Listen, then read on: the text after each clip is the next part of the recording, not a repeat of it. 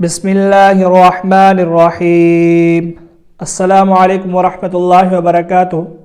ناظرین، آج ہم انشاءاللہ صبح و شام ہر قسم کے نقصان سے بچنے کے لیے ایک بہترین دعا سیکھیں گے۔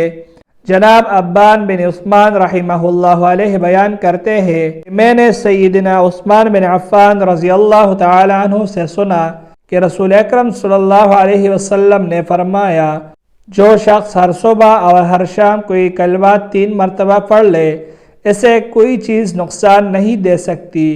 ابان رحمہ اللہ علیہ کے جسم پر ایک طرف پالش ہو چکا تھا۔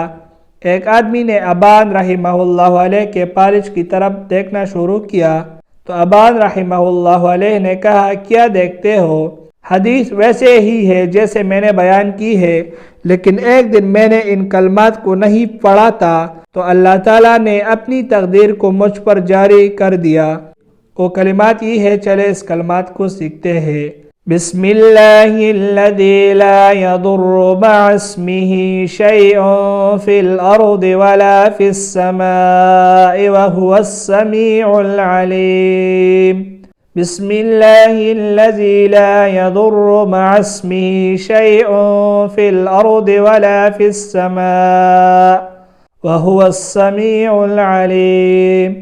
بسم اللہ الذی لا یضر مع اسمہ شیء فی الارض ولا فی السماء وهو السمیع العلیم۔ ہر صبح اور شام اس کو 3 مرتبہ پڑھے، اللہ کے نام کے ساتھ کہ جس کے نام کی برکت سے کوئی چیز نقصان نہیں پہنچا سکتی، زمین کی ہو یا آسمانوں کی ہو، اور وہ خوب سننے والا اور خوب جاننے والا ہے۔